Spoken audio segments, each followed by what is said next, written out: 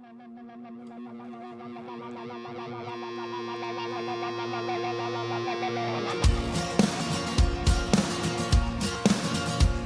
are pains we gotta follow, there are pains we cannot run when we're looking down the barrel of a gun. It is not about surviving, either living or you're dying. Stand your ground and never ever be afraid, 'cause we are one.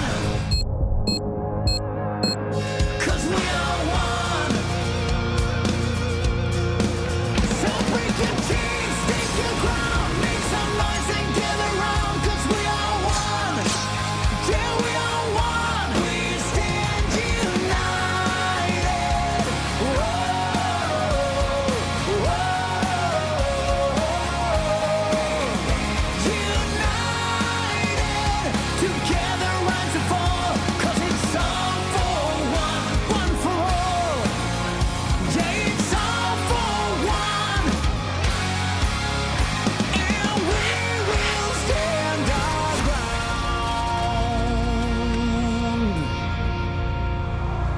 Welcome back, everyone, to the DreamHack Showdown 2019. We started off the day with two very expected victories, but finally for map number 3, we saw an upset. It was Copenhagen Flames being taken down by Demise. And now, Potter, let's kick things off with talking about how things went from Demise's side. Specifically, we saw some standout performances from Tina.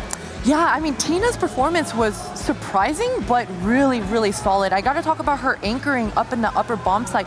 Upper bomb site can get really tricky. There's so many flashes, and you gotta watch out for connector, door, and hut. So that's 3 points of contact that generally you have to be wary of, but Tina played it perfectly. She played in the back of the bomb site behind those silos, and she never overextended, she never overpeaked, and this really it gives your teammates so many opportunities. That split second that you survive, it's gonna allow your teammates to rotate quickly in and give all the assistance that you need. Not that Tina really needed it. I mean, she was consistently getting multi-kills after multi-kills, and it was impressive. Yeah, she played really consistent and conservative as well. All of them players, they played really well and they had their performance.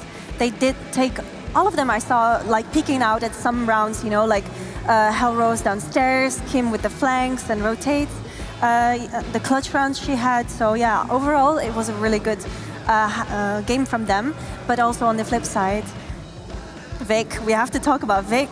She had 30 kills. I mean, that says a lot. She had 2 aces. Okay, they were equal, but still, yeah, she did really well. And yeah, it's a shame that it wasn't like more to her side to it, but yeah, she did really well. For sure, Vic's performance was probably a huge factor in why the game turned as close as it was, despite Demise winning both pistols and Tina going off as she did. But that wraps up that group opening match, and now we're going to head over to the second opening match, and the last opening match of the day. It's going to be for Group B, and this one should be very, very interesting, because we just saw Europe versus Europe, and now it's going to be NA taking on NA. It's going to be CLG Red taking on Forever 21. And Potter, I mean, you've played personally with some of these players over the last decade. I mean, it's 10 years of getting to know the ins and outs of these girls. So, initial thoughts? Man, I'm really looking forward to this matchup. I mean, we've got all the players and all the top players, besides Dignitas, they already played earlier today, but really a lot of top players from the North American side of things, all in this server here. And this is going to be spicy, I think. Things should get more and more interesting as we progress, and this is where it all starts, I think. Well, elaborate a little more. Give us the 3 reasons why we should be looking forward to this match. All right, so this is the 3 reasons why I think this is definitely going to be an epic NA derby. And starting off with reason number 1, this is a grudge match. I mean, we saw Benita just very recently get benched off of the CLG Red side of things, and now she's coming in with the Forever 21 lineup. So this is certainly going to be kind of a proving time for Benita and her side of things. And reason number 2, there is no pressure on Forever 21 side of things. I mean, these girls, although they are veterans and they have been within the scene for so long, they have no expectations. They're coming into this with a lot less pressure than CLG Red are. And reason number 3 is experienced veterans. We spoke about all 10 of these ladies in the server being such recognizable names, and there's certainly a lot of veterans within this server for sure. For sure, and we're going to be pulling up the map veto in just a little bit, but having played with these girls for as long as you have, what are your expectations for the types of maps they're either going to try to land on or potentially avoid? Man, well, I think CLG Red definitely are going to try to go for maps that require a lot more teamwork. Hopefully they're going to prioritize the Infernos and the Overpasses. And for Forever 21 side of things, they're really going to want to try to go for Dust 2s, Mirages, the more open maps that give players like Bonita a lot more freedom. I spoke about that grudge match, and Bonita, she's a player that's really explosive. She's kind of those sneaky players. She's consistently playing in North American FPL, and this gives her a lot more, I think, flexibility as a player. She's consistently pushing, and she's really developed her game plan, I think, over the last couple of years. She's always been known just as an aggressive player, but now she's kind of settled down, and she's a little bit more of a balanced player, I think. Yeah. And Mel, we talked earlier today to Mimi about how Claudia had to leave that team because of responsibilities, and she really wanted to, she didn't want to hold them back. And now she's on Forever 21, and they're kind of this roster where... Yeah, it's like a mix of kind of the leftovers, I would say. Not in a bad way, but it could potentially be a good thing, because with that being said, they don't have this pressure. So what do you think it's going to be like for them? I think that's the best situation to be in, the underdog position. So yeah, you don't have the pressure, like Poot said earlier. I like that. Pootsy. Yeah, I think that is the best scenario for them, and they do have the expertise, and they will create a good show, I'm sure of it. 100%. A lot of the girls on Forever 21 do have that experience of being world champions themselves, a lot of them being ex-members of CLG Red themselves. So in a bit, we're just going to pull up that map, Vito, and we're going to see if Potter is indeed correct. Is it going to be a map where that team structure is more important, or is it going to be a map where maybe they can reign a little bit more free? So let's pull that up, and then if you take a look, what are your initial thoughts when you see that? I mean, I really like this Vito so far from CLG Red. They're getting rid of the maps that leave a lot of opportunity and options. Dust 2, Puggy. Yeah, Dust 2 is immediately out, Mirage is out, and Forever 21, they're trying to start getting rid of those team-oriented maps, and it lands on Overpass, and it looks like Forever 21 are actually it looks like CLG Red actually did pick Overpass. This is definitely a strong map for CLG Red. I mean, one thing I have to mention is CLG Red have been, it's so strange to think about, but they've been on an upward, very successful trajectory within the female space this year in 2019. Out of the 3 tournaments we've had, they've won all 3. However, on the other side of things, on their online league, they just got regulated out of ESEA Advanced, which is a huge blow for these ladies because they've been working so hard and all season long. And last season they found some success, but unfortunately this season they just got regulated. So that, to me, it's confusing. It's totally confusing. Because, I mean, on paper, you would think that shouldn't be what's happening. Kath is an amazing player. She's essentially supposed to be bringing in this additional firepower. So why do you think that is, that the result is speaking otherwise thus far? You know, it is strange because my expectation was a huge honeymoon period for CLG Red as soon as they picked Kath up, because it's not a random new player, right? Kath has a lot of history with these ladies. She's been on CLG Red before. She's been on a lot of rosters before. So I really assumed that it would be like a plug and play, have a nice little honeymoon period for a little bit, but that doesn't seem to be the case online. Now, I do think that this LAN and female tournament is a little bit of a different ball game for these ladies. I think they're going to come in with a lot more confidence than perhaps they've been approaching their ESEA matches. So I think it's a little bit of a different ball game. I think they also worked more towards this event than their ECA matches. They didn't put so much preparation into those, I suppose. So it would be nice to see them get to the advanced again, but yeah, for now we just have to see this matchup. For sure, there's always a massive difference between how teams play online versus how they play at these LAN events. But we're going to take a deeper look at them in just a little bit. But for now, let's start with Forever 21. Now, with Forever 21, it's really interesting because, as we had just mentioned, a lot of these players have been playing the game forever. In the likes of Miss Harvey and one of your former teammates, Bonita, also a former member of CLG. But on the plus side, we have these other players like Bouchard as well. What is she like? Bouchard is a name that's always kind of constantly come up within the female scene in North America. She's a French Canadian, and Steph kind of harnessed her and kind of brought her into the scene and is kind of developing her herself. And I would say Bouchard is definitely a kind of an underdog herself. I think my expectations are kind of a question mark for her coming into this event, but I've heard nothing but good things about her, so I'm certainly expecting a lot of good things from her. For sure. And aside from Bouchard, what are your thoughts on the other players that they have? Because obviously, when you look at that roster, the most standout names are, of course, the ones that we just keep mentioning, you know, the ex-CLG Red players. But, you know, some of these other players, like, you know, who we're looking at right now, Benny. Confused me for a second because it's misspelled, but... Yeah, Benita, I mean, as I mentioned, she's such a well-rounded player, and she's gotten better and better, and that grudge match factor, I can't stress it enough. I think it's actually going to play a huge role, that mental game. Benita is so familiar with how CLG Red plays. She's just recently got benched less than a month ago. She can get some insight. Exactly. I mean, she's got that inside information. Not only that, not to mention Miss Harvey herself, she's also played with these CLG Red girls for a long time and was their old in-game leader. So she certainly has a lot of good information and tendencies. And once again on the screen, Claudia, she was also a member of CLG Red. So they kind of play ping pong together. Yeah, exactly. So these ladies definitely are so familiar with each other. They've played on or against or with each other for many, many years. Yeah. And one thing to note that we just got a glimpse of him there, it's actually Semphis that's coaching them. And Potter, I know he's actually coached you once upon a time back in like 2015. I think it was in ESWC. So what was that like? I mean, Semphis he's such a huge human that any words, literally, yeah, any words and anything he says, it just carries and it has such an emphasis, right? And having that is actually really impactful when somebody has a voice and is able to just get his point across and everyone just has no choice but to listen.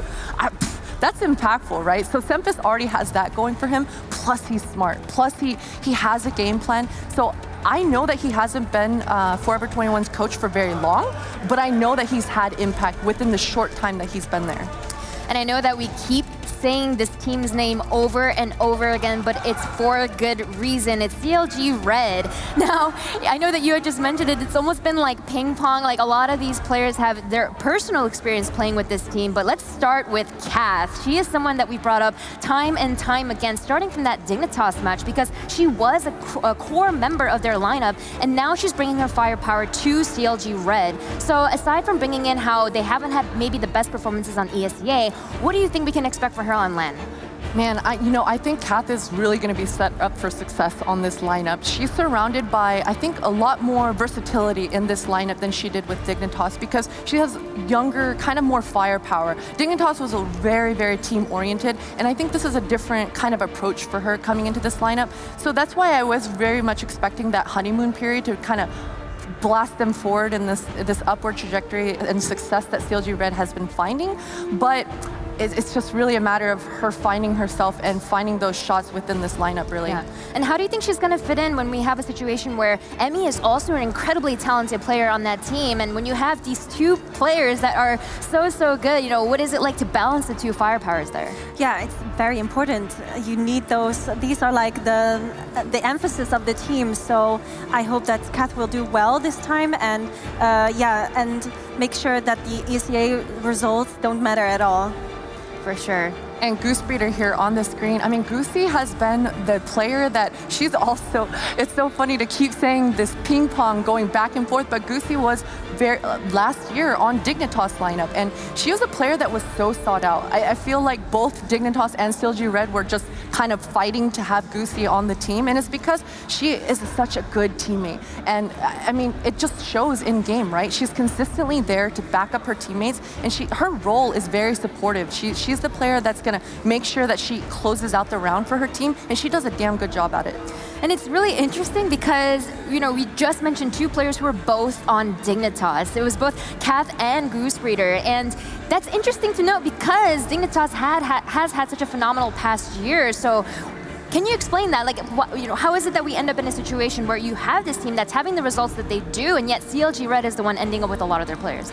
It is strange, right? Because CLG Red, like I mentioned, they won the first 3 tournaments this year with Benita in that lineup. Then they bench Benita, they pick up Kath, who in Dignitas, they also found a lot of success with last year. So they just did a little swapperoo, and as Emily mentioned in the interview earlier, it's just a clash of personalities. The chemistry just wasn't there, and this is kind of the trend, I think, with Kath. Really, bottom line is she's going back and forth between these teams because the personality. I mean, if you have to get all 5 players on the same page and trying to grind out daily 50 hours, 60 hours every week, it is a lot. And it can be very detrimental to personal relationships sometimes. And I think that's pretty much what we're seeing here.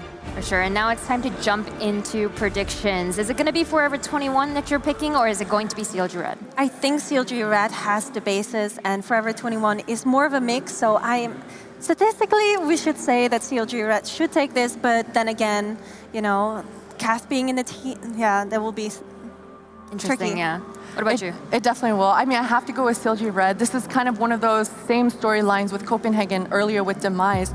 It's a matchup that CLG Red definitely have to win convincingly and dominate in the server for themselves to have a positive outlook for throughout the rest of the tournament, because it's only going to get tougher and tougher from here. So CLG Red all the way for sure. But as Melania mentioned, I think Forever 21 definitely have those weird factors that could result in a weird result. I'm going to have to agree with you guys. I'm also saying, and my brain is saying, it's going to be CLG Red. That being said, I do think it'd be really, really interesting if it can be a close match, specifically because we do have so many grudge scenarios with Benita. You know, she has a lot of fire. You know, she has a lot of incentive to perform really well here, being recently benched on that lineup. So we'll see if that's indeed the case. But let's hear what you guys in Twitch chat voted for. We're going to pull that up in just a second. We'll see if you guys agree with us here on the desk, or if you guys have different thoughts. Wow. It's 50-50. Whoa. That is actually unexpected. No, I mean, they know each other and they know their game style, so I guess that it could be easily Red, but yeah, this is really interesting for a mixed team, you know? Yeah, but we're assuming Twitch chat was being logical here, and that's usually not the case. Never the case. I'm not going to lie. I am super, super impressed with you guys. And we're about ready to dive into that match. We have a new commentary duo joining us. It's going to be Tigress and Bless. How are you guys doing? We're doing pretty fabulous over on this end, don't you think, Bless? I'm doing great. I'm excited. Oh, yeah. Super excited. We've had a lot of interesting matches today, but I'm excited to see this NA matchup. Take it away, guys. Oh, yeah. I'm so ready for this. Not going to lie, of all the rounds that we're facing off on today, this match is the one I'm looking forward to most because of the history that the desk was touching on. Yeah, I mean, like Potter did mention, it is a grudge match, right? You have all these pretty well-known players. Like, if you have been following the female scene for a while, you do know so many of these players who've been in so many top teams. CLG Red, by far, I think they would be the favorites of the tournament, if you ask me. If you look at the performances this year, at least, in all the lands they played on. But then, yeah, Forever 21, you have some very well-known names, players who can, on a good day, potentially pull off the upset. Even leading off from the qualifications until now, it's been almost like when you're looking at the pre-season in the NBA and you're watching who's going to be going where, what's the roster going to look like, and Forever 21 getting pulled together by Miss Harvey, there's a lot of talent on that side to challenge what CLG Red has been proving with themselves so far. Yeah, talent's there. What kind of worries me for them, I know we want to talk about the upset factor that they could potentially pull off the win here. It is a best of one. It can happen, right? But a map like Overpass coming through, that's always going to favor a team who are more well-drilled, who've been playing together for a while, and that's, I think, the advantage CLG Red have. They've been playing together for quite a while. As a unit, they know all the roles, they're pretty well defined, and a map like Overpass will definitely favor the more established teams than, let's say, an up-and-coming new team, where I really wouldn't say the players in Forever 21 are all up-and-coming players, are pretty tenured guys, but they don't really have, I don't think they've been playing together as a unit for that long. So I think that could be a problem, considering the map is Overpass. And speaking of today, how we're going through these best of ones, whoever wins this match will be put into the winner's match later to face off against Besiktas to try and skip tomorrow's games of play. So we're here in Valencia, right? If you manage to be competing and not have to compete on the second day in a city like this, what would you choose to do? Well, that depends on what sort of person you are. I know some players in some teams who would not go out, that sit in a hotel. Like, I probably wouldn't go out. And if I was playing, I'd just be spending all my time watching the games, analyzing things. Because bear in mind, winning this event is a huge thing. And also, you get a slot in DreamHack Rotterdam. That's a huge thing. So it's not just about having a day off. It's also about having time to prep more for the final day and get that all-important win. So if I was any of these teams, I would want to get the 2 wins today and have that one extra day of prep, and also to watch the rest of the teams and figure out what they're going to be doing on day number 3. And we have heard from individual players, while the $100,000 prize pool is a really nice motivator, the fact that you get that invite that you just mentioned is phenomenal. So do you think that's going to put a pressure on either of these teams to perform that could work against them, or will it work for them? You would usually see it, but you would kind of say that a team like CLG Red would be the one who are kind of a little pressurized because they are one of the favorites. They are at least a top 3 team coming to this tournament, right? But at the same time, when you have that experience and a tenure, you should be feeling pretty comfortable. But having said that, again, it's Forever 21. These are players who know each other very well. There's a lot of old school rivalry going on between them, and also when it comes to these domestic matchups, anything could happen, Gabby. It can get very, very messy. And on Overpass, it can get super messy. Why do you think CLG Red chose to lead with this map?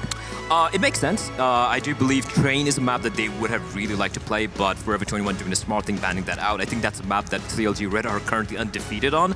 So it just comes down to these middle of the pack maps where both the teams are kind of semi, comfortable on it. And for CLG Red, Overpass should kind of work in their favor. It's kind of a CD-sided map where if you have your protocols right, you can shut things down. And looking at this map, even though the desk did say that this could get a little too close to comfort for CLG Red, I think they should have this pretty comfortably, at least based on what I know about them, and also the fact that this map would favor the slightly more experienced unit.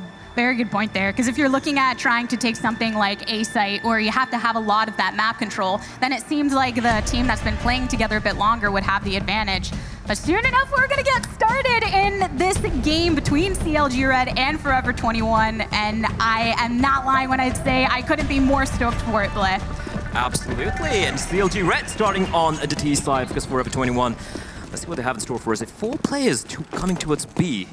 And they might just be getting this right. It's a fast play coming with CLG Red. Smoke's going to be deployed, and contact's going to be made. As Claudia tapping away the flashbangs on the blinder, however, and Miss Harvey strikes, finds one quick trade coming in, but there's still 3 more CTs as Claudia finds herself a second frag. More have moved through those spikes and continue to fall. Claudia eventually gets answered by Cap, but there you have it. CLG wiped off the map in the pistol round, and Forever 21 making a statement. That was interesting. It was almost like a pure anti-strat there from Forever 21. 4 players towards B, and it felt like they kind of had the perfect read on the fact that CLG Red would be going for the B play. And yes, the smokes were good, Molotovs were good, but when the 4 CDs there and you're hitting shots like that, it's always going to be a problem. I think even if you looked at some of the utility that was brought out or the pistol choices that they had made there, putting some extra effort, but Forever 21 in the second round, able to bring out a combo of things like the FAMAS with some SMG pressure. But you can already hear the nades going out.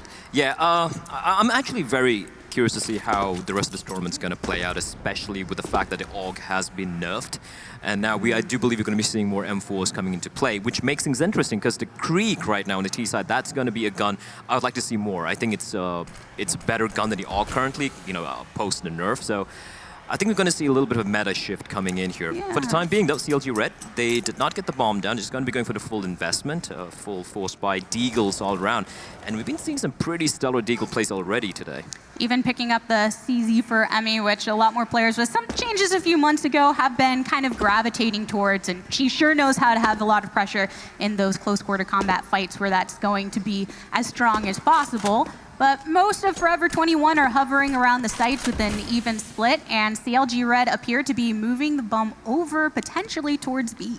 The problem is, I'm not sure where the third player is. Yeah, there we go. So 3 players over at A because of that 1 smoke. And contact going to be made by Mask. She's so lucky to stay alive, but she's getting pressurized here. It's going to come down to a teammate to help her out. It's Claudia, who finds just 1 kill before she gets taken down. This is a problem now. The bomb site in control. However, Emmy, with the CZ, finds 2 quick kills.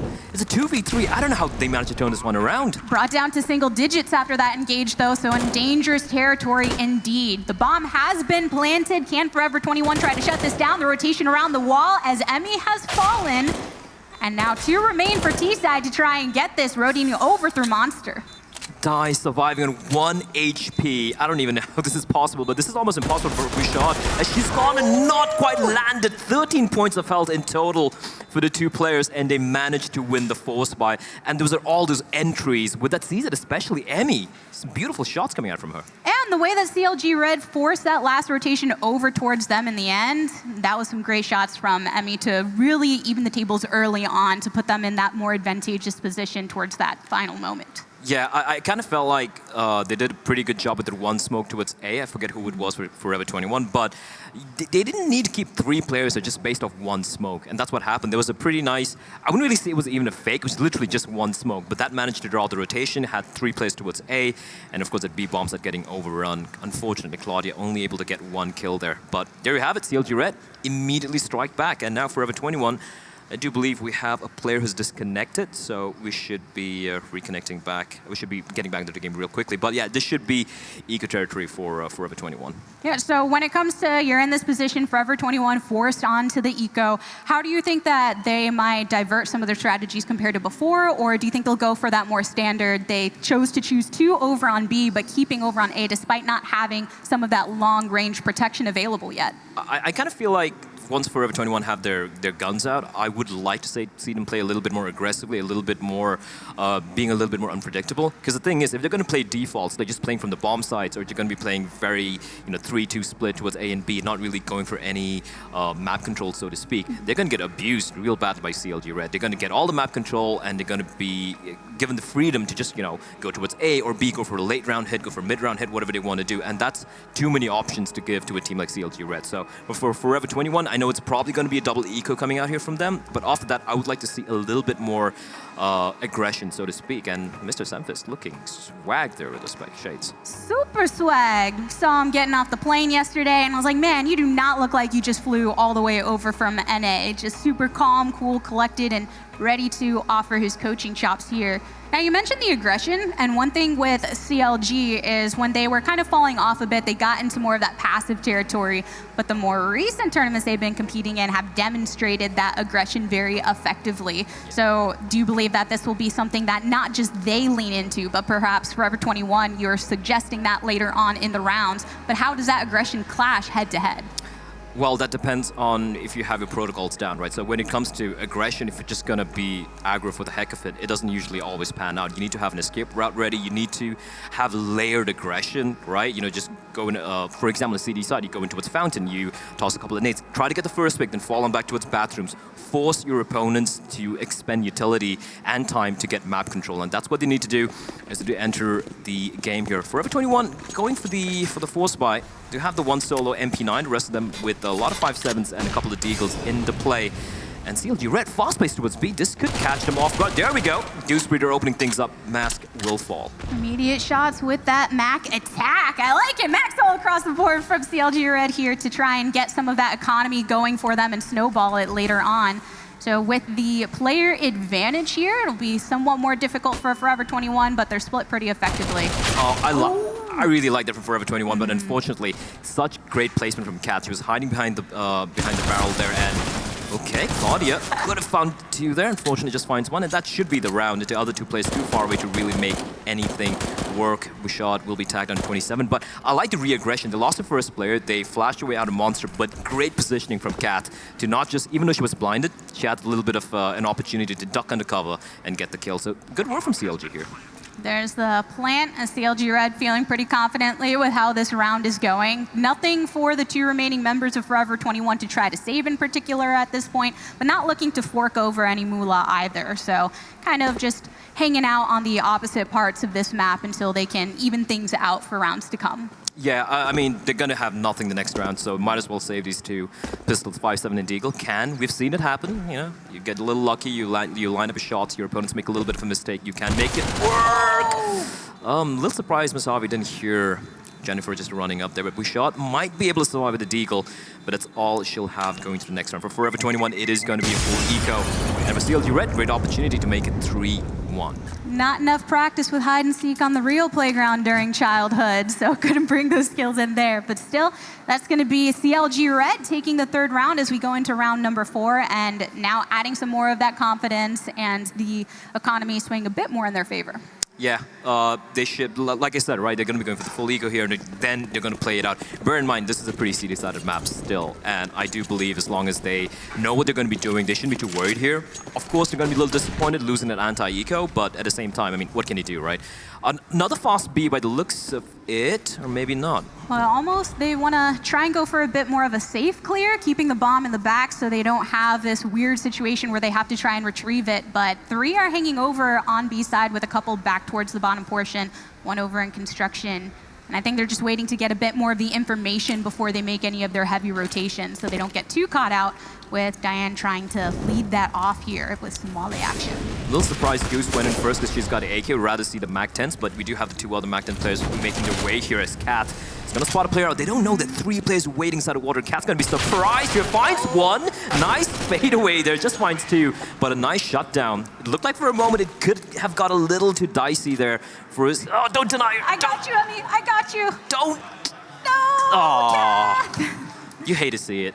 I just need somebody to run up on the stage now and just say, it's okay, high five. That's so sad. Like, what was the cameraman doing? He could have at least high-fived her. Yeah, come on, drop the camera. What's more important here, getting the shot or getting the high five? But in the game of CS, getting the shot's always gonna be important as we move through the next rounds here with a more aggressive push towards tunnels into the B site, leading off with the molly onto Catwalk and some smoke action as well. Claudia's gonna get surrounded by these teams, looking to get one on the ridge, but it's Benita that gets the kill. Goose Breeder with a double on that AK, and Claudia with some cleanup, so it's a 3-3 matchup so far. How is Claudia still alive? I don't even understand. She finds another kill on the Goose Breeder through the smoke. It's a 2v2. Firstly, I don't know why the bomb carrier had to push in alone, because the bomb's dropped in such a rough spot. However, Emmy can pick it up, and Jennifer could play backup here. 2v2. Ooh. Can she get her way out of this spot is the question. I like the aggression. A failed smoke. That's kind of unfortunate. And now she's... Are they going to rotate over away from that graffiti? They look to be trying to stack to get the peek over the wall, but it works against them as Jennifer gets that last hit, and CLG Red walking away with another round in their pocket. I really like what CLG Red did that round. They knew it's going to be the buy round. Emmy's so happy here as well. And she should be as well, because they knew it was a buy round, and before Forever 21 really had a chance to kind of like sink their teeth into the round, kind of feel more comfortable. They just pushed in, fast play towards B, great double kill by Goose Breeder initially, and then Jennifer, of course, picking up the pieces. It looked a little close, but for CLG Red, winning that round is huge, because now another eco round for Forever 21. Yeah, a few upgraded pistols, but this is looking so good for CLG. And just a tiny bit of Kevlar. Miss Harvey's already wiped off of it as Jennifer gets another double on this AK. And suddenly the CTs are looking more helpless, with a couple gravitated over towards B, rotating through connector, but there are 3 Ts waiting on the outside if somebody does decide to show face. Claudia's been spotted out, and that range always going to favor the Kalashnikov, leaving all on Benita, who for some reason is playing with Benny reversed. I think that's a new thing. Nice utility there, Nade. Not doing too much damage, but now they know where she is. They don't need to contest, and it's all on the final player there. Yeah, she's got the power shots, but it still takes time between, so Jennifer gets the good look and great timing on that peak to finish it off in their favor. So CLG Red starting to go on a bit more of a run here and repress what Forever 21's bringing out. But luckily for Forever 21, after that round, should be able to get some more purchase power for themselves, because going into that last one, they were at a severe disadvantage. Oh, yeah. And there we go. The second full buy coming out. It is max loss bonus, 5 rounds in a row for CLG Red. But the sheer aggression and how confident they look in the way they're approaching this, that's a worrying thing if you're Forever 21, right? They have a little bit of a mix-up this time. They have 2 players playing towards long, and CLG Red, this time, for the very first time, we're seeing them play a little bit more passively, a little bit more slow approach, so to speak, apart from that rush B plays they've been doing so effectively so far. And that's the thing, they've managed to kind of, I wouldn't say scare Forever 21, but Forever 21 right now, they're playing a little too, I wouldn't say passively, but more like reactively, which could be a problem here. And a variety of weapons for them too. Bouchard is choosing to stick with that. Here to fight through bathrooms, Goose Breeder leans on down for that final kill into the headshot. Flash hits Miss Harvey, so she has to retreat for cover and wait to get sight once again. Watching over long, but the action will be taken over here by Stairs as Benita throws out the nades to get a good look. I don't think they know where Miss Harvey is, so she could somehow try and kill one of the players on the flank. Nice Molotov there, finding Goose Breeder, so makes it a 4v4. Bomb planted, and Harvey, if she gets 1 kill, she can make this possible. Spots out a player, nice shot on the Cat, but now she's given a position away. There's another T on the outside of these toilets. She does find her with that quick reaction time, and great shot. You can see her wanting to rotate over from shore A, but keeping that long line of sight as the bomb has been planted.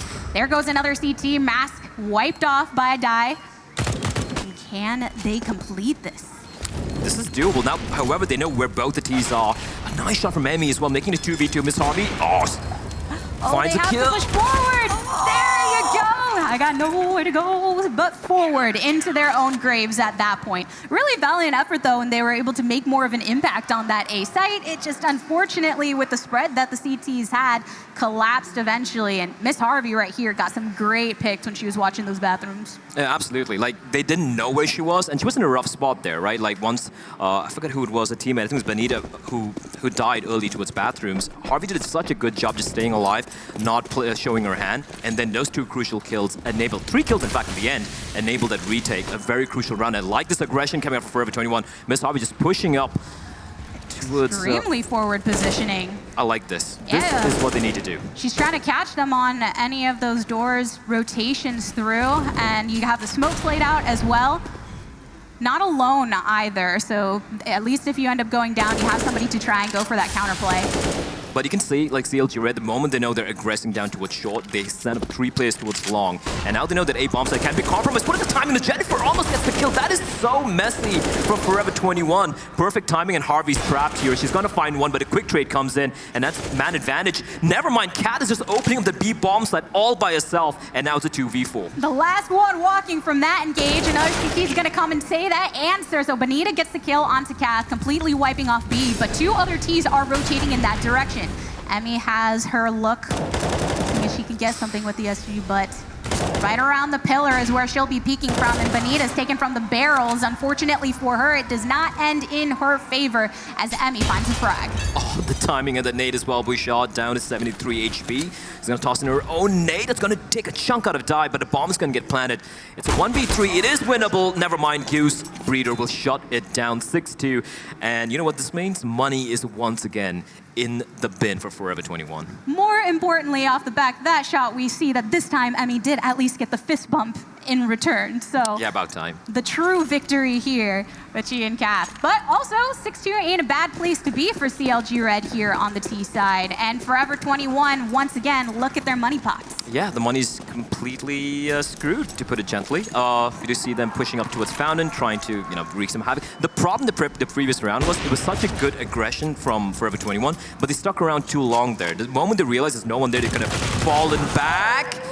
That could have been a superhero play right there, but luckily able to get a certain level of trade beforehand. The Deagle hit too, and Goose Breeder's taken from the lower angle here on B to walk the bomb on over, and Miss Harvey once again finds the opposite end of that AK. Goose Breeder's been so instrumental in CLG Red winning this round. So, like, even though she might not be top fragging right now, let me just take a real quick gander. Actually, she is. 10 frags for her, by the way.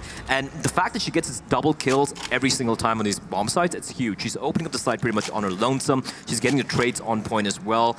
And right now, she's being really, really good. Mask is unfortunate timing, not able to save the SG, but there you have it. Round number 7 with CLG Red. 7-2 on the T side and Overpass. That's a huge start. Well, and speaking of Goose Breeder and what she was able to do in this effect, there's something to be said not just about somebody who can land shots this effectively, but when the rest of your team can rely upon you for that. We've seen even in other tournaments on maps like Train, where she's just been chilling on a bomb site, sitting atop the trains, people walking in, she gets the double, she gets the triple frag, and I'm sure that puts a lot of ease of mind to the rest of her teammates to know that she can consistently achieve that.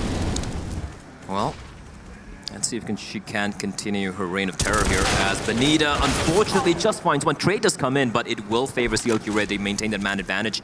And now, I like what they're doing. Like, I like the aggression. 2 plays towards Cons. They have Miss Harvey with the op there towards Party, but they're just not winning their duels, and that's a problem there. And even though trades do take place, it's always favoring CLG Red, as they will once again be heading towards a B bomb site. It's going to be Mask and Claudia waiting. Moving their way from the pipes, and Claudia is here over on the platform, but she gets caught by Goose Breeder, the shot that we have heard around the world so far in this map, but Mask shuts it down. Mask gets taken out as Kath pulls out the true firepower. Now it's a 2v1, but Miss Harvey has the op. But I think they heard a scope. Yeah, they have definitely heard a scope. And Kat, perfect timing on that peek. The flashbang didn't quite blind Harvey. There we go. Yes. She gets it. And we have 2 matches going on here. It's the one on the stage and the how many fist bumps actually happen. 2-1 so far in that regard. In favor of the fist bump, so. Yeah. 8-2, however, this is not looking good at all for Forever 21. It's like, sure, like I said, aggression is great, but you need to have an escape route. You need to have it layered down. The problem with their aggression is, firstly, they don't seem to have an escape plan. They get control, and then they're like, all right, what do we do right now? It's a classic case of a dog chasing a car. You catch a car, and you're like, all right, what do I do right now? And that's a problem they're facing here. Secondly, of course, they're just not winning their duels. End of the day, it is a first-person shooter. You're supposed to hit those headshots, and the opening duels are pretty much every single time going the way of CLG Red. And especially the way Goosebreeder's playing, it's going to be a problem for Forever 21. Well, when you think about strategy versus brute force, if you're the team that hasn't been together collectively as long and you're considering, okay, they probably have the comms a bit better than us, then we need that brute force. So if you're not landing that brute force, then your supposed advantage doesn't work. But here's an immediate engage as the T's rush over through pipe, find a mask waiting on the other side, right into the stomach it goes, as lit from head to toe. But it's 2 fallen over for Forever 21 and 3 eliminated off the map for CLG Red. Yeah, Claudia didn't have to overpeak there after she got that kill, and she gets punished, and with that leaving Benita all alone. Nice duel again being won by Cat, but rotation is right around the corner. Molotov's going to force Miss Harvey to come in from Monster. She should hear her, but she's going to be looking the wrong way, but the no-scope up close, the kiss of death, one player remains, and Cat is going to put Bouchard to the grave. And again, CLG Red, even though it looked a little tricky there, they managed to claw their way out. And that's even Forever 21. They had the right answer, they had the Molotov, but CLG Red, they just don't give a damn, just running through the flames. Oh, that was disgusting. And the fact that Forever 21 are constantly having to play from behind at this point. You saw Miss Harvey going for, okay, let me try with a loadout that might get me a little more cash in my pocket if it works out here, but couldn't find the shots and even was switching over to the pistol. I still believe you can make something happen. Just has to happen now, or else you're going to lose all potential at momentum. Oh yeah, the right now again. Benita, well, at least the trade does take place, but CLG Red have not really been making too many mistakes here. I think Forever 21, they have too many holes in the way they're playing the CD side, and that's getting abused time and time again. And like I said earlier, they are playing too reactive. And right against was already pushing up towards long. I think Miss Harvey should hear them. Yeah, she should have heard them by now, and she should be reacting. No. Oh, no movement being made so far. What's going on? Like, how does she not hear the players just barreling up long? And that's going to leave one player towards bathrooms. This is not looking good at all. And they have collected themselves over on A side. Bouchard gets a nice pick from that bathroom angle here in A main, but another pick over in this side. So T's are starting to clear it out with a 2v1. And Mask is moving over from Bank. She knows where they are, but has to do so. Doesn't get the timing right, so Goosebreeder's, luckily for them, able to close it out. And yeah, they're just having a ball right now. I mean, the thing is with CLG Red, like that play, that 1v2, for example, Goosebreeder didn't have to go for that fight. She could have gone for the plant. Their teammate was in bathrooms. He could have just played it safe. But they're feeling so confident right now. They're like, we can win every round. We can win every duel. And that's a scary thing for a team like CLG Red to be feeling at this point in time. Especially when it's working out for you. Sometimes you do that and it can completely backfire. But here it goes into the next round. 10-2 with CLG Red up top. Flashes and smokes have been laid down, looking for the rotation. This is desperation from Forever 21. They've sent 5 players up towards Fountain, and Dai getting tagged down a little bit, misses the shot. She knows there's aggression coming out from them, and look at how much territory they've already got. They haven't pushed away towards B bombs, but again, Goosebreeder waiting towards sandbags. The flash is going to be popping, and they're going to find an empty B bomb set if they make their way there. You can see the rotation already taking place. It's all about who gets there in time. Benita walks straight into Jennifer's waiting arms, and that's a B bomb site. There's what they're taking. They went for the risk, didn't pan out. She was the closest one to try and defend this to use. So CLG Red take this as a potential opening, and they find another frag for themselves. So you see the bomb going right over onto the site. That's going to be a plan for them while the rest take care over here in that connector area. But bomb's been planted. CLG Red feeling pretty darn good here. Yeah, I mean, this is Forever 21 just getting completely outplayed, right? They went for the gamble play. I wouldn't say it's stacked because they had all 5 players pushed up towards Fountain. And when you see 3 nades, a lot of action taking place towards mid, you know for a fact that it's maybe 2 players at best towards a B bomb site, and that B bomb site is pretty much ripe for the taking. But CLG Red, they're hitting some really nasty shots right now as well. So this is a beating at the moment. Yeah, there's something to be said when you get those early rounds. Your shot can start to feel better if you run off of that momentum a bit. And then Forever 21, all of their plays have felt very reactive. None of them have felt like, this is a strategy that we prepped coming into this and we want to try to enact. It's, oh crap, we're down. Let's try and maybe catch them off guard with a rotation that's uncharacteristic, or let's go for weapons that'll get some more money in our pocket. But here, it's a more direct prioritization of defending over on B, where CLG Red are now taking their time and falling back a tad. This could be perhaps the most one-sided game we've seen so far today, because if you look at the first two matchups, it was an Inferno, and also it was the Asian teams where they really don't have that much of experience compared to some of the top dogs they played against.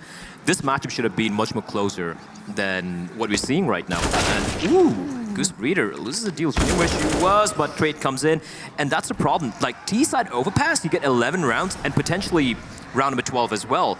That is so one-sided, and I'm a little surprised that Forever 21 really don't seem to have an answer here. And a lot of their picks are just getting completely traded out. So CLG Red running that frag, but here from these lower stairs, trying to get the shots onto Jennifer, luckily able to connect with the last one on the deagle. So Benita putting that one in her pocket.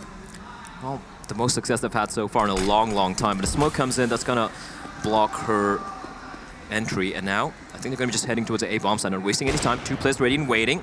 They have the CZ on a player playing right behind Optimus. Emi's going to be leading the path though, but Claudia with a nice little angle finds a kill. 2v4, this is very, very, very winnable for Forever 21. And they should potentially win this. And about 20 seconds to go here on the clock for them to get the plant, so they have to rotate around pretty quickly to achieve this. But Forever 21 are going to be rotating over from A. There's the blind. And you get him on the peak. They're gonna get the bomb down though. Yeah, she gets it down, not quite connecting with these, but it keeps him back. Dai gets the shot onto Claudia. Oh my god!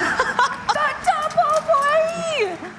Oh, that was beautiful. That was insane from Dai. That was just insane. Around, it kind of felt like they lost it. Yeah. That flick shot was phenomenal. I hope you see. Yeah, this was insane. Completely blinded, lands a flick shot, and of course blinded as well. And then the collateral, the double, and that is just just kicking a man down, like Forever 21. That was a round they pretty much had in the bag. It was a 4v2, and CLG Red, again, the individual plays coming out, and now the fast beat closes one out. However, Miss Harvey with the op, he's finding one, finds a second, looking for more, peeks out. Oh no, misses the third kill. His Cat will reply back, but still, man advantage. Can they convert though? She did partial punish that aggressive rotation. Unfortunately for them, CLG Red are moving it back onto the opposite end. Dai and Kath. Now Kath is the only one standing for her team. And she's rotating over towards A, where she will run into a Mask if she's not too careful, but she is being careful indeed. And I don't think Mask has any idea. Now she does. Oh, there we go. It looked like Kath would probably get the knife in, but I really don't think CLG Red are going to be too worried about it. 12 rounds on the T side and Overpass is pretty much the game almost on a silver platter.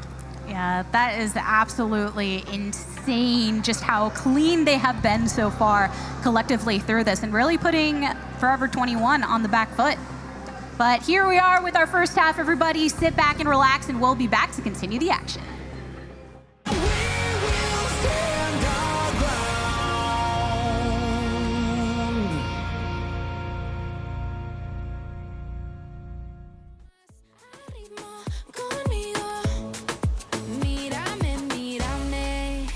Sé que te late, me quiero comunicar sin decir nada.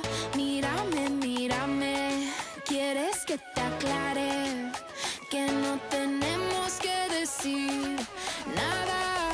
Mírame, mírame, ya sé que te late, me quiero comunicar sin decir nada.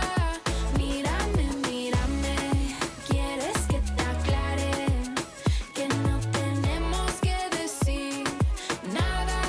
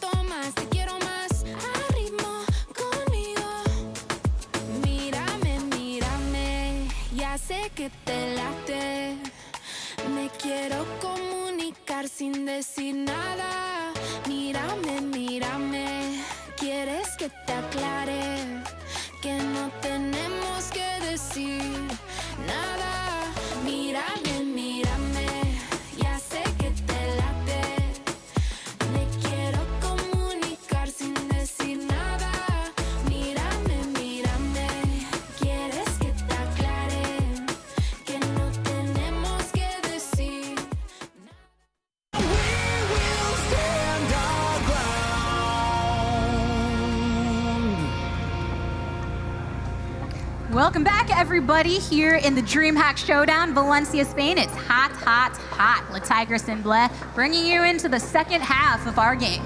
Yeah, and CLG Red are looking so hot right now. And 12 rounds to work with as they now start a CD side. We have Goose Breeder taking one for the team. She's got the kit and the smoke. And you can see aggression coming from Dai. She spots at least one player towards Playground. And that should be... I wouldn't really say it's a call for the rotation, and they actually have set up a trap towards connector, and Miss Harvey should be very careful. They walk into it, and they're just getting slaughtered. Die with a triple kill, and that's going to leave Benita all alone, far, far away from the action. Bomb dropped in no man's land. This is nigh impossible. That charge led from connector was just a charge into the grave for 4 of those players, and Benita here now rotating all in her lonesome, gets caught out by Kath. So we were waiting to see if maybe on T side, Forever 21 would be able to pull some things out to try and turn the tide, especially with that kind of mental reset that you get. Yeah, and well, unfortunately, Dai resetting them there. And here's the thing, again, that approach there was so weird. You have all players pushing up from Fountain. There's no one towards connector to at least spot it out. They were just getting shot by 2 different crossfires, and that is something which should be taking place. And for CLG Red, that's pretty much done and dusted here. They need to win 3 more rounds. It's going to be an eco here. Goose Breeder waiting to spot a player out. Switches over to MP9 and should be calling for backup with the auto shotty from D, but she just finds nothing. Oh no! Bomb From down! side to side didn't quite work. Yeah, Bomb's just going to be chilling over there in the meantime, and the CTs are the closest as the Ts are getting completely wiped out over by A-Site. Miss Harvey, the last one standing right there behind the smoke, but Emmy has her eyes on sight, and there it is with the P90. 1v2 could have potentially played that a little bit more safe, but I like what they did as well. They made sure Harvey was not able to get her hands on any gun and just took it down. Again, looked a little weird there. I don't think they were expecting to get those kills, which is why we saw the C4 carrier. I think it was, I forget who it was. I think it was Benita or Mask who just jumped in towards connector and died, but no harm done. And for CLG Red, 14-3. They need 2 more rounds to close this one out. They have the buy. Of course, for Forever 21, this is it. This is do or die now. They have the rifles, the ultimate Kalashnikovs to work with. And if there was ever a time for them to claw their way back into this game, now is the time. There's more of a split coming from Forever 21 this time, but there could be dangerous territory here.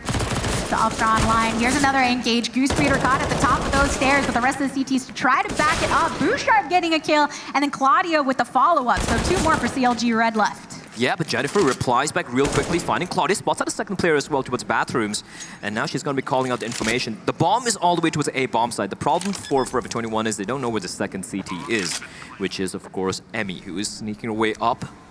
So they go for the gamble instead to put it down as quick as possible once there, and you just have to back off.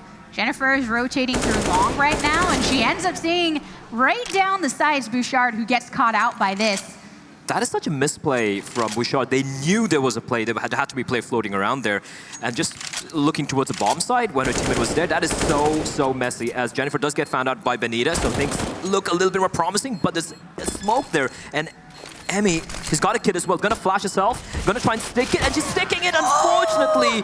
Benita will land the kill, but in the smoke. And Forever 21, they steal the round away. A round they desperately needed, by the way. Oh yeah, they definitely needed that one. When CLG Red are this close to the victory here at 14 rounds for themselves, and you can see the infectiousness of the smiles that they're having and the great time that they are really putting to their advantage, not just with really using the strategies they have prepared beforehand, but trying to crush the morale of Forever 21. But they haven't been crushed yet, coming through the pipes over towards B site, hanging their bomb towards the back for some more safety as Claudia picks it up onto Emmy, and the smoke goes down for some extra protection, but the aggressive rotation over here onto short A as Matt is eliminated with a CZ, and Bouchard picks up the double. CTs are getting blown out of sight, and now it's just Jennifer and her lonesome in the sniper's nest. Well, Benita internally hemorrhaging at the moment at 2 points of health. She's going to get the bomb down. The attack comes in from Jennifer. And 2 players so very low. Miss Harvey at 18 as well. And she just lands one more shot or gets a kill. This could be very doable. However, wasn't expecting Bouchard to be waiting right underneath of heaven. A little bit of a heart there. I like the fact that they love each other. Okay, I see you, Forever 21. Starting to bring things together here in the last few rounds, 14-15. So As far as if you're thinking about Ms. Harvey, for instance, being the one that put all of this together, what do you think comms-wise and as far as the strategy they're bringing out on T is working so differently here to get more of an advantage for them? Well, firstly, it was winning that round, right? And of course, this particular round, CLG Red were on pretty much a kind of a force buy, just had pistols and I think one M4. I do believe that was in Cat, where she kind of got caught with her pants down there towards Monster, right? She was completely blinded, not able to get anything done with the rifle. The problem for Forever 21 is going to be when CLG Red get their rifles back, and they have so many rounds to work with, 14-5. 11 more rounds in regulation time remaining for CLG Red to close it out. So it's going to be a test for Forever 21. They need to win almost every round after this. The question is, can they somehow manage to have that perseverance, you know, that mental strength to kind of claw it back? And this should be for them. This is one of those rounds that you're talking about where they have to get the win because it's so heavily in their favor from the start just based on their loadouts that if they don't, then it's double trouble. But here it begins, Forever 21. 30 seconds is all it takes. Yeah, you know what? When many people talk about eco bashes, like you just wipe out a team who are in eco, and like, it doesn't really matter. But to be honest, it does sometimes add a little bit of an extra confidence boost. You know, when you're struggling right now, like Forever 21 are in this game, you hit those nice little snappy headshots. Even against ecoing players, that's fine. You know, you keep all the players alive, you ensure economy is still pretty solid. It gives that little bit of confidence boost. And for CLG Red, it is going to be a double eco. They do have a few upgraded pistols. This is going to be a little bit more of a test for Forever 21 because these eagles can get nasty, but they should have this one in the bag as well as long as they don't do anything crazy. Bonita planning to walk out all alone. So lucky to stay alive there. But now she knows. Barely. Yeah, that's the problem. You do know, but if you do get another firefight, then that'll be a pretty quick end for you if you don't get the jump on them. And CTs, they have 3 over on B site, and you know that Bonita's still hanging over on that side to try and keep watch, feed the information to the rest of their team. They're gonna have to try and go for a play sooner or later. Goose Breeder taken out by Mask. Yeah, and again, no trade possible. For CLG, I mean, it is kind of a throwaway round. They still have a lot of rounds to work with. I would have liked to see them go for like a full stack or like fall for 4 or 5 players aggressing towards one part of the map. With those deagles, it gives you the advantage, right? I'm not a huge fan of teams playing default when you just have these pistols, but then can Die might find these if they rotate right. Had the deagle, but couldn't land all of them, so Claudia ends up punishing her for that positioning. That could have been really crazy right there. But now the T's are able to continue pushing up long. Jennifer's the one to try and answer him, but she also ends up getting traded out by Claudia. Emmy falls to the same fate. And now, suddenly, CLG Red are left with Kath in the bag Look at and the health. in the... Look at the health. Oh, yeah. That's all you need, though. In the end, as long as you have just enough to stay alive and get the frags, then, hey, it works out. It works out, but that could have got a little scary. Losing a round like that would have been very messy, but they do survive. They keep 3 players alive as well, ensuring that. And the money's great right now for Forever 21, but money's not the problem, it's the rounds, right? You still literally have half the rounds that CLG Red do, and this is a real test. These are the big guns coming out from CLG Red. They have the AWP in the hands of Die, we have the AUG on the hands of Emmy, and of course the M4's out as well in full force, and Die spots a head out. Oh, misses the flick, and she should fall back to safety. Yeah, forced to reposition after giving away that information with the missed shot, but some fire being blown over here by B-Site and Construction, so they're just going to hold on to this. Wait to see who makes the first move. Pretty heavy separation between CT side and T right now. Oh yeah, and for CLG, they have so many options available to them, right? Right now they're playing this pretty default, but even though they're playing kind of default, look at the way they have the 2 players set up towards bathrooms. I think it is Goose Breeder and Die, right? They're playing semi-aggressively, so they have information. This position from Cat finds 2 kills before she gets replied back, and it's gonna be really rough. They still don't know where Emmy is, and this could be their round. Emmy finds a free kill, and it's all on Mask. Threw down the smoke to try and move through it effectively, but unfortunately got dropped with the bomb itself too. So CLG pull it off to bring it back in their favor, and Forever 21, because they were winning round after round after round, sometimes it just takes that one to set them off their map. Oh yeah, absolutely. And it kind of felt like Forever 21 fell into that trap because, again, CLG Red, the 2 players over at bathrooms, they didn't spot anyone out. They didn't hear anything. So, all right, guys, it's probably going to be a B hit. And they had a semi-aggressive, slightly off-angle positions there. Emmy as well, getting those 2 kills. Sorry, 1 kill onto Miss Harvey later on. So, good positioning from CLG Red and Forever 21. Yeah, this is pretty much it. They need to win 8 in a row here. They have the money, but you got to be a believer. Are you a believer?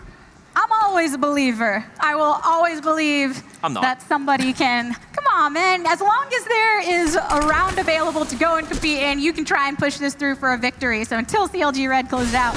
But it's going to be action over here on A site, because that is the target for Tease. Moving behind the truck, but there's an answer there from Jennifer, looking to keep it strong.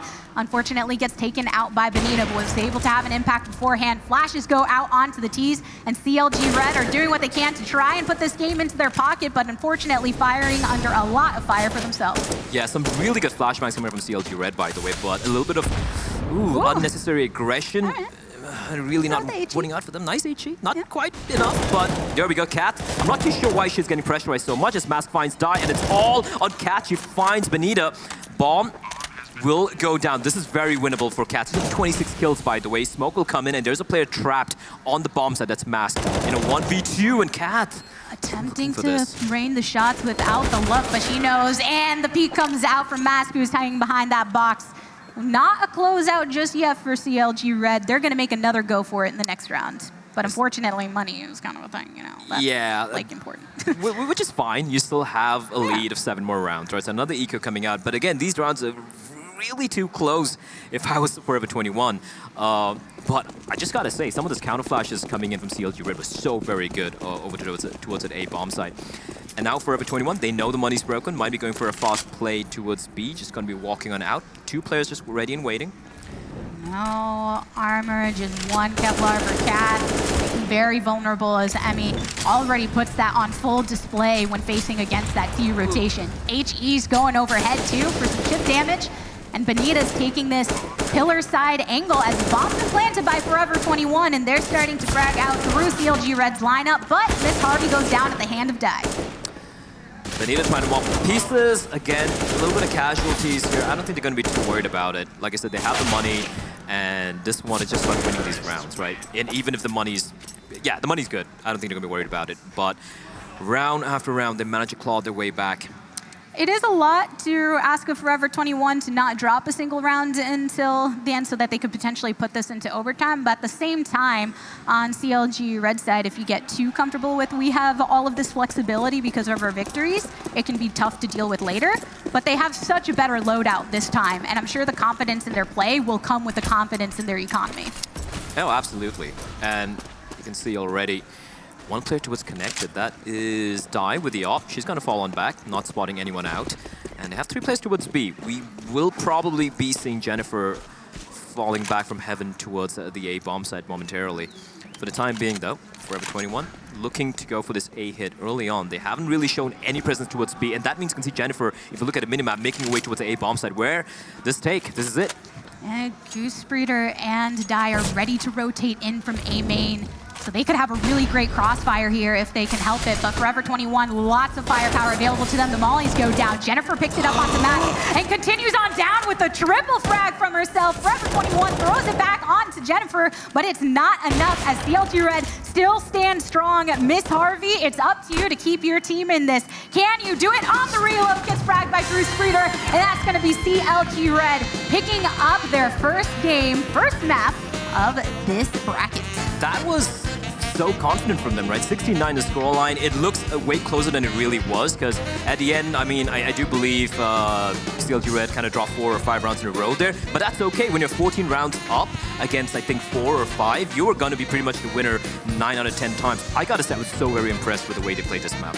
It's true, and if they can carry that on into the next one, because when you win this, you have a tough opponent that's coming up when you go into that winner's match. But at the same time, the way that this is set up, Forever 21 will get a chance to continue their reign throughout the bracket. So what do you want to see from them differently moving on? I think they need to be a little bit more disruptive. The way they're playing right now, it's more like, it's too reactive, so to speak, right? When you're an unknown element in a tournament where you have some of these firm favorites, you want to be unpredictable. You want to be a little bit more proactive in the way you're approaching it. Doesn't matter if it's the CT side or the T side. And right now, it just felt like they were kind of outplayed by CLG Red, and they kind of walked into these small mini traps set up by CLG all the time. So I think that's going to be something they need to fix very, very quickly, because, you know, you don't have that many opportunities remaining.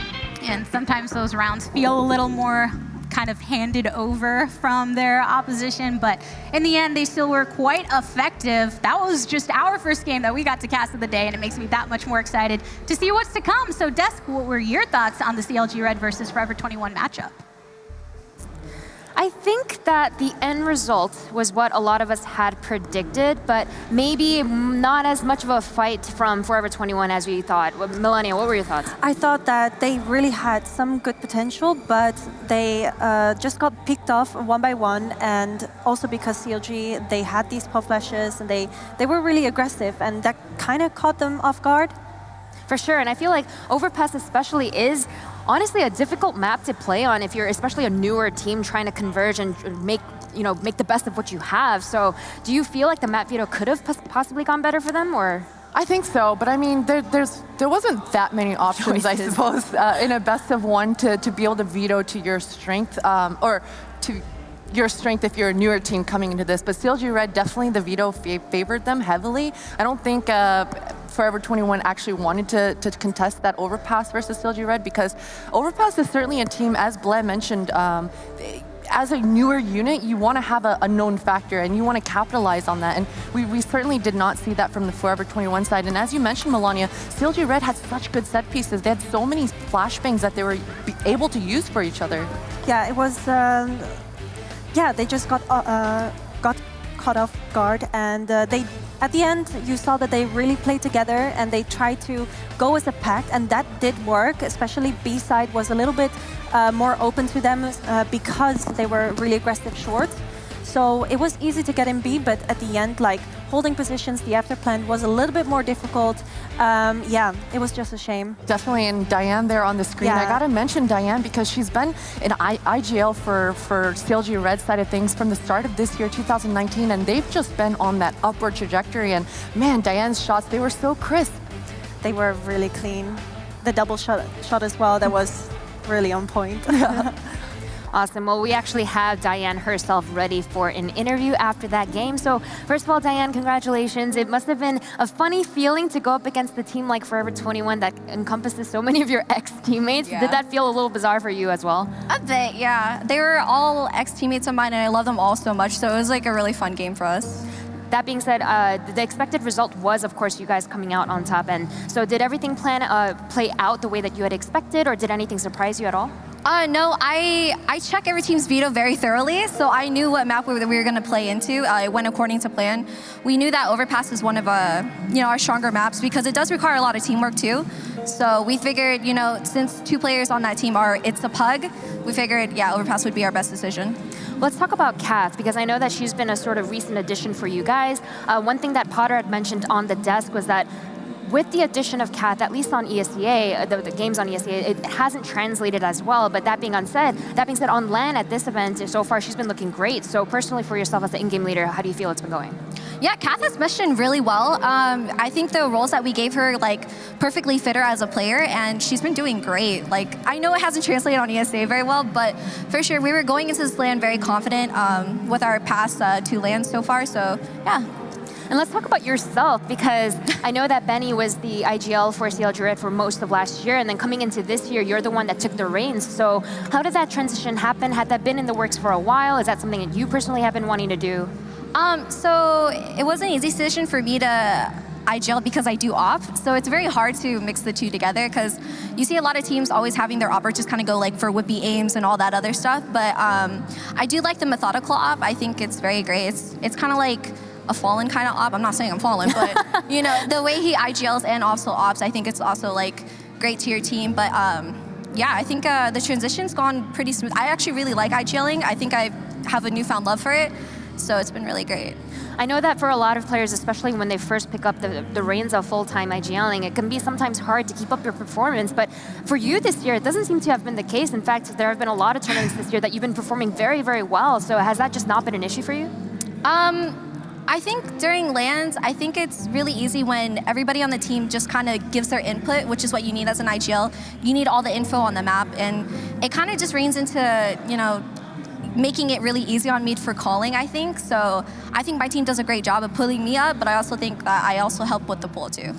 Now, last question. Your next match is going to be really, really interesting. It's going to be Besiktas, who you have history playing against. In fact, I think Juliana herself had mentioned that the last time you guys played, though you guys came out on top, it was really close. I think she said it was like 16-13 or something like that. So how do you think this rematch is going to go? Yeah, it was super close maps. I think for us, we've worked on our map pool like quite a bit. So I think we've just maybe tightened up the mistakes because we saw what we did on those maps, and it's just about playing with confidence, I think. So the more confident we are, the better. Sounds great. Well, congratulations once again. We'll see you a little bit later, but for now, we're going to head to a short break, guys. When we come back, it's going to be Dignitas taking on Demise.